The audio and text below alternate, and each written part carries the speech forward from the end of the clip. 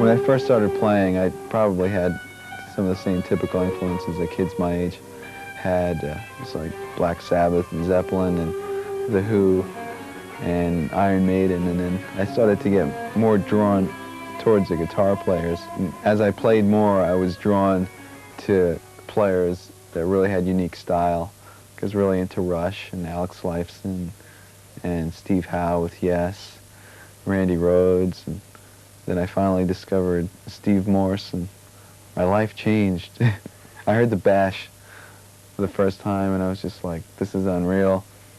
Got every Dregs album, and started getting into Steve and the Dregs, and Al Di Meola and Alan Holdsworth. I had a similar experience hearing Steve Ray Vaughan for the first time, like, just blown away.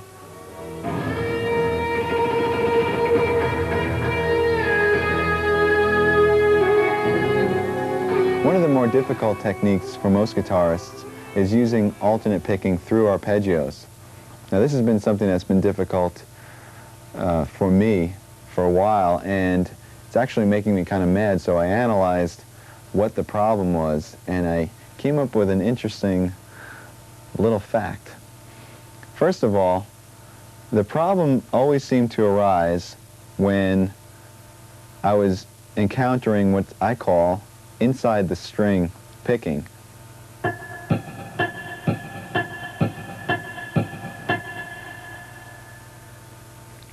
that to me is really difficult because it seems like your pick is kind of trapped in between these two strings, as opposed to playing on the outside of the strings, like this, where it feels like you have a bit more freedom of motion. To experiment and see if this is a problem for you, I suggest playing two notes on adjacent strings, let's say A on the G string and D on the B string, and first try picking them starting with a downstroke and then with an upstroke. And let's see how that feels. Try it at various tempos, see how fast you can get it.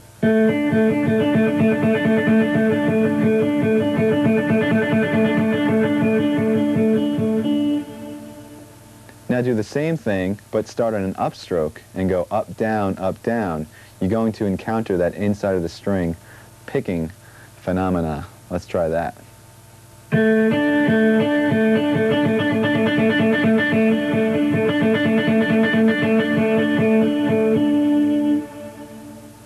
Now my right hand immediately starts to tense up as soon as I encounter that inside of the string technique, and I think it's because I feel like I'm sort of trapped and I have no range of motion. This is usually a problem for most guitar players. some guys have this taken care of, and we'll have to shoot them all. But anyway, how do you practice this? How do you get around this? Well, very simply, you just practice the motion that you're having a problem with.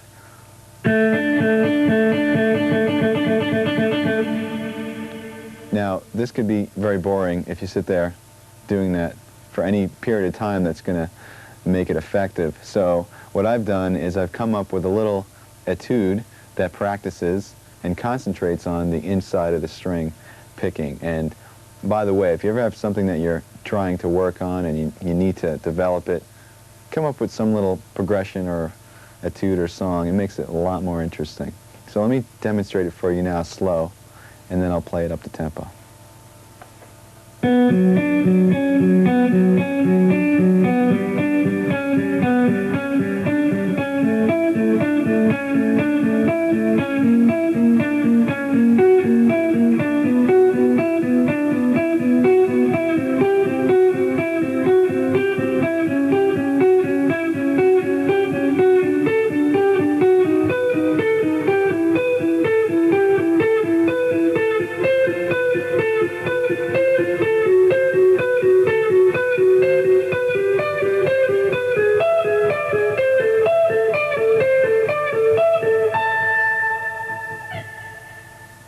Now I'm going to demonstrate this up to speed with the metronome.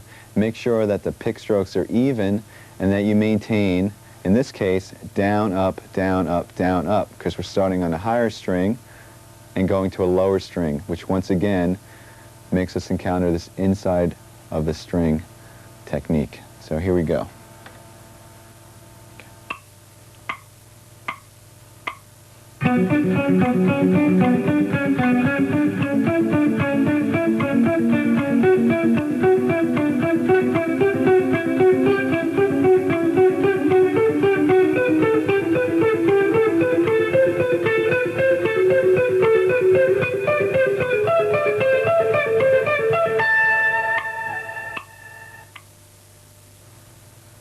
Now that exercise specifically narrows down the problem and concentrates only on that problem.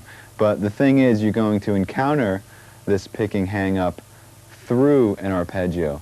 In other words, some part of the arpeggio you'll have no problem playing, and other parts you might have this inside of the string thing. Let me demonstrate on a major arpeggio. If I play G major in the 7th position, I have down, up, down, up. Now the initial down, up isn't a problem. Either is the next down. But it's when you go to the D on the G string, you have the inside of the string picking down, up.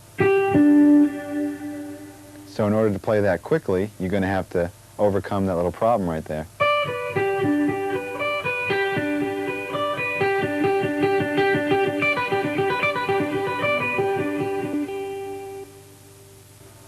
So once again, instead of practicing that same arpeggio over and over, I came up with another little etude that incorporates major and minor arpeggios, and that picking hang-up is kind of snuck in the middle of the arpeggios. So it's not just only concentrating on that, but it's incorporating it into a larger picture.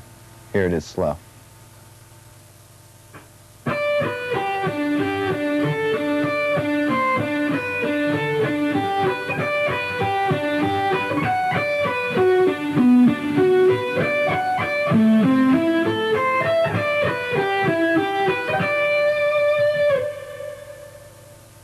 Now I've added an extra challenge to this one because not only are we working on the picking hang-up, but we're skipping strings while doing that hang-up. Let me show you where that happens.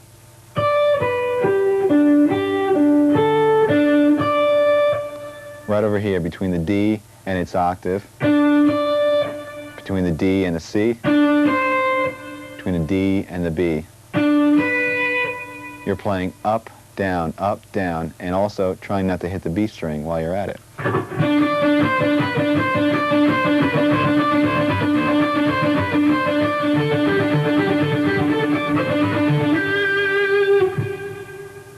Here it is up to tempo.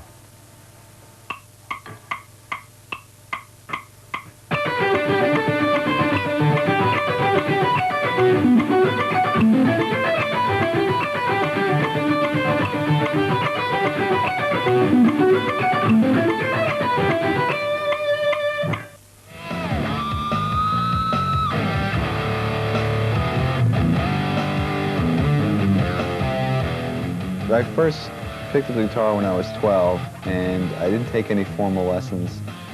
I took music theory my last 2 years in high school, so I had 2 years of that, and I went to Berkeley right out of high school. A couple of times I had some scattered lessons before Berkeley. I took a few lessons to try to prepare myself, and I remember going to group classes with a friend of mine, but I never really took any formal continuous lessons.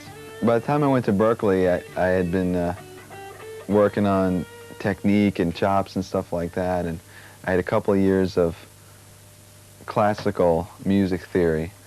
So when I came into Berkeley, all the things like arranging and sight singing and harmony and a jazz perspective, I had no clue.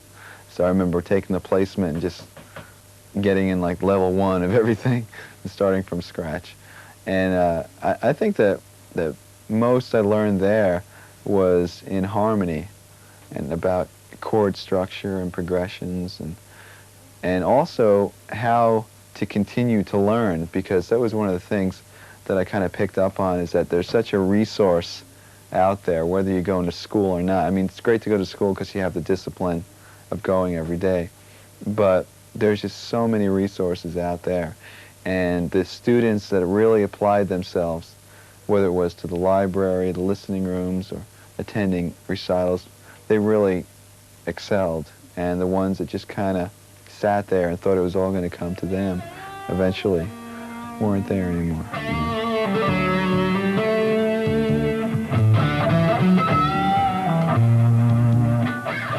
Now I'd like to concentrate on left-hand strength.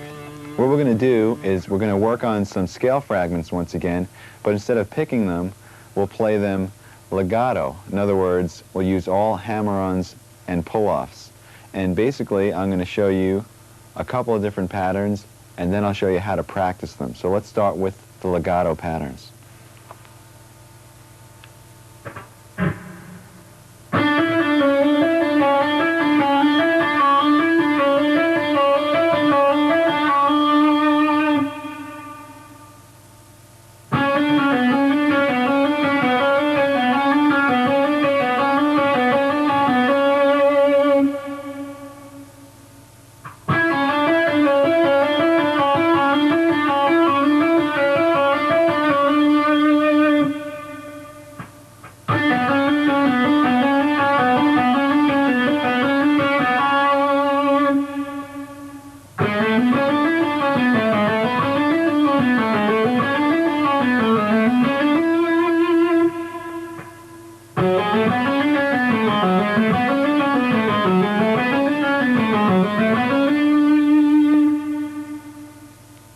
Okay, this is how we're going to practice these. You're going to play each pattern to a watch this time for a minute each.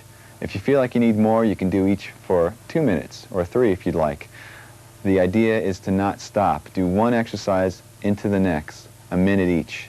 And you can play them at varying speeds. Just make sure that the notes are clean and that you're using complete legato technique. Now, with the last couple, notice I did pick, except I only picked when I was ascending from the D string to the G. Happened right over here.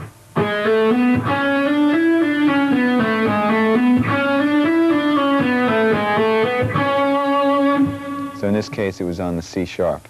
That's the only other time you're going to pick. Also, when you practice these, you don't have to stay in the positions that I just showed. You can practice them on any string. You could stretch your fingers out. You can play them in any position, in any key, diatonically or chromatically. Let me demonstrate a little bit. Remember, 1 minute each without stopping.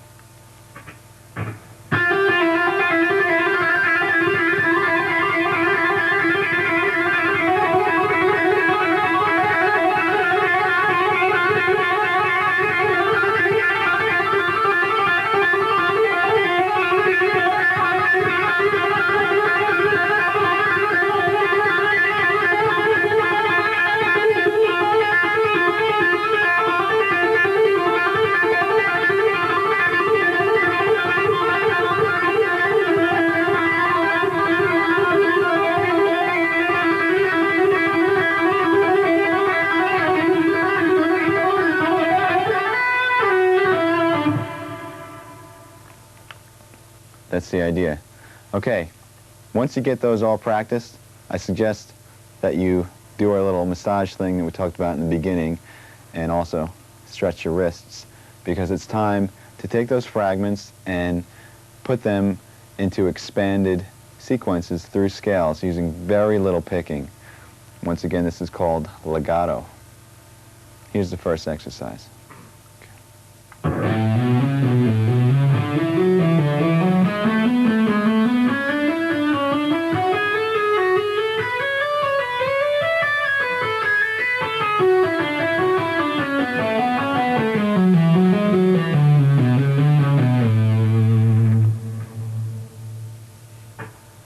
Okay, basically what I did is I took one of the fragments, the one that went like this, and also another one that went like this, and combined them ascending through an A major scale.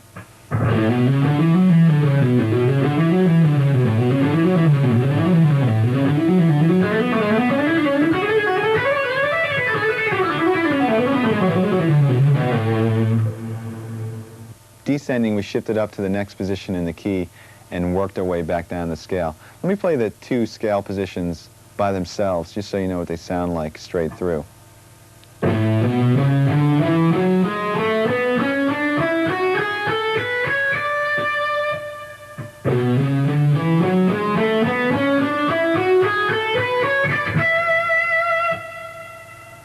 And you can practice that sequence between any two positions in any key, or even using nonsense patterns, just shifting up by half steps, maybe something like this.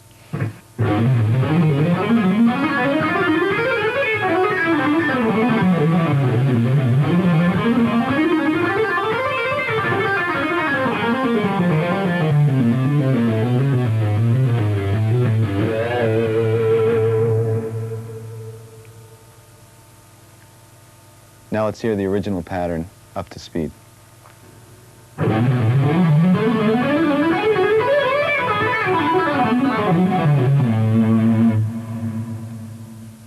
Here's one more legato example. This one is in the key of E minor, and it shifts positions quite a number of times. So practice it slowly and make sure that you get those position shifts clean and clear. This also involves some right hand tapping. Here it is slow.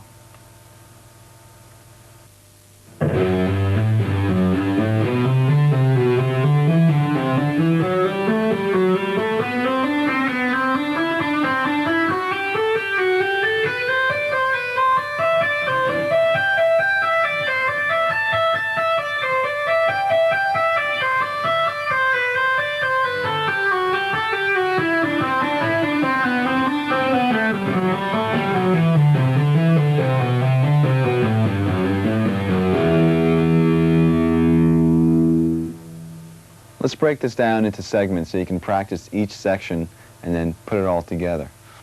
It's basically ascending in 3 octaves, and the pattern repeats. Here it is.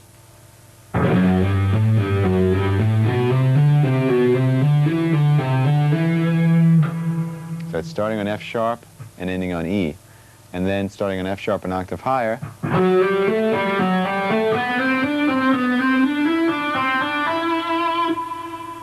the exact same thing, and then 1 octave higher, starting on the B string.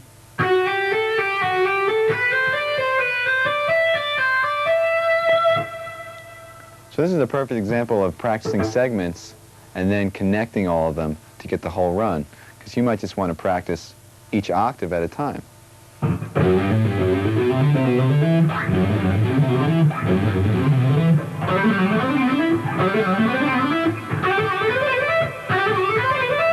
Then put it together.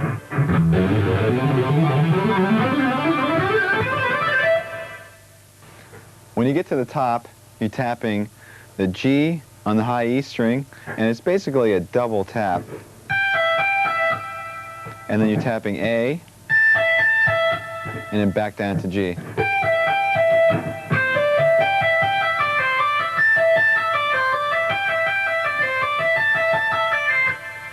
So you could practice that small fragment a few times and get that under your fingers.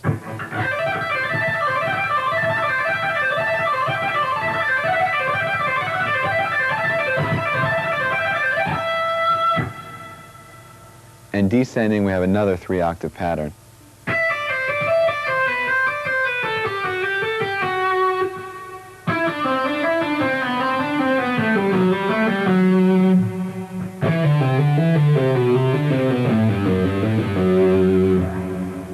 So you can practice each one of them as a fragment and just master that octave.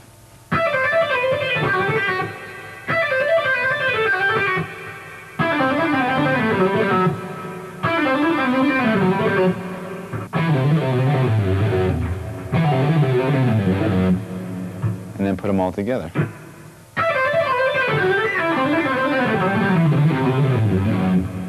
Now I'm going to play the whole thing, ascending and descending up to tempo.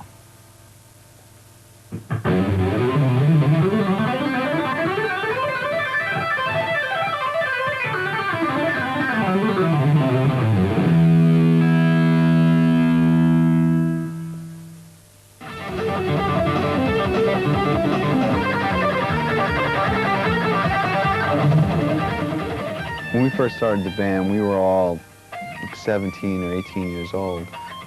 So the last album that we just put out, I mean, it's like almost 10 years later. So I think we've all matured as songwriters, and you know, we listen to the old demos and whatnot, and there's bootlegs of those demos and stuff, and it's just like, oh my God, what were we thinking, you know? So it's the music and writing has definitely evolved.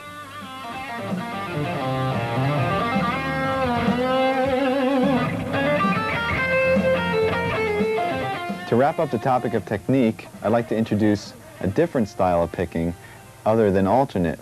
It's called sweep picking, and some of you may be familiar with this technique, some of you may not be, but in either case, I'd like to offer you my exercises and things like that that basically isolate the technique, and then you can expand and apply it to things that you might already know. Now, I usually apply sweep picking to arpeggios and not really to scalar examples. And I also use it in a way where it's sort of a weapon or a tool to execute a fast flurry of notes. Let me show you a couple of exercises that work on the technique.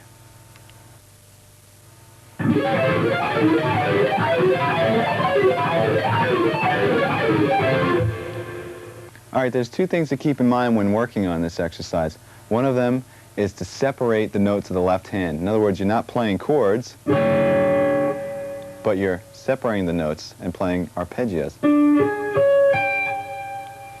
And also, with the right hand, you want to separate the notes as well. In other words, don't strum them all together, but push down on the pick so it knocks into the next string, sort of falling from string to string. You don't want to make separate motions like this. You want to push the pick down, down, down, down, and then up, up, up, up, pushing against the strings. Now you can actually mute the strings and work on just the right hand.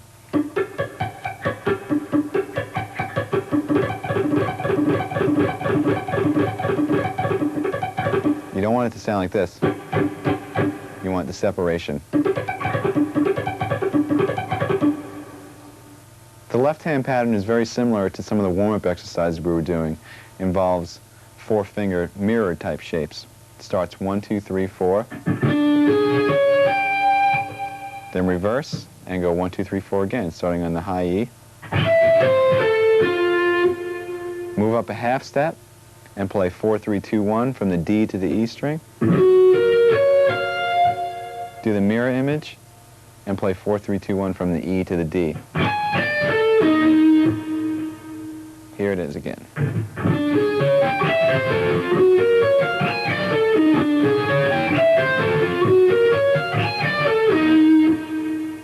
And then simply move it up, continuing in half steps.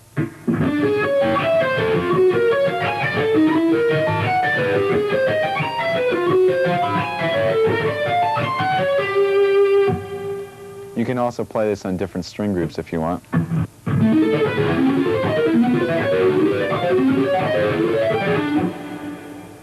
Okay, just as a fun variation, you can take this technique and just mutate the notes of the left hand And I came up with, once again, another etude using the sweeping technique. It goes like this.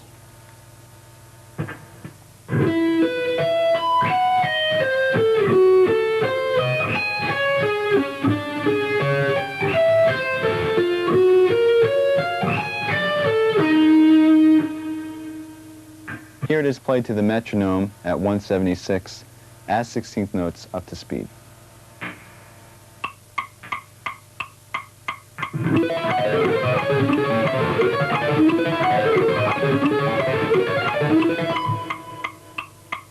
To break the sound, we're using the exact same pattern as the exercise. In other words, 4 notes ascending and 4 notes descending, and then doing the same thing starting on the pinky, except I just changed the notes. We start on E, and we're playing a power chord, E, and then the 5th B, and then we're doubling that, E and B. And for the reverse, we're playing an A diminished 7th chord, starting on F sharp and descending to A. F sharp, E flat, C, and A. Then we're going down a minor third, and we're doing an F sharp diminished 7th. So we have F sharp, A, C natural, and E flat, which is actually the same thing as an A diminished 7th in another inversion. And for the reverse, we're playing a D flat power chord, which is D flat and the 5th A flat. But we're starting on the A flat and descending.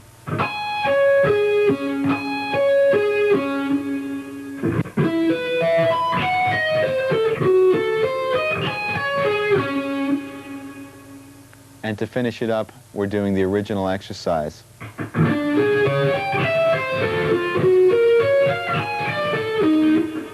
Which ends us up on E flat, a half step away, to start over again.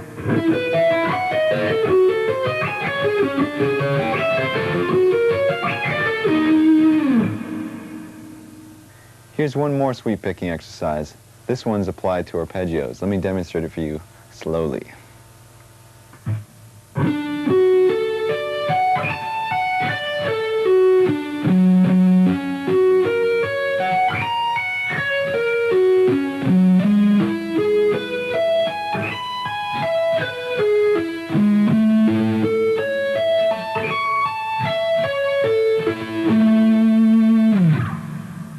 This pattern is based off a major arpeggio, so let's go through the different arpeggios and the chords that they come from. First one is D, coming from this chord fingering,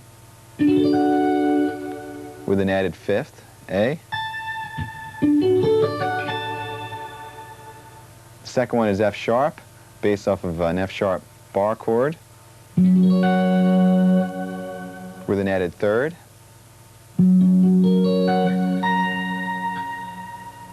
The next one is E major, based off of this chord form. Once again with an added 5th. And the last one is A major, based off of this bar chord with an added 3rd.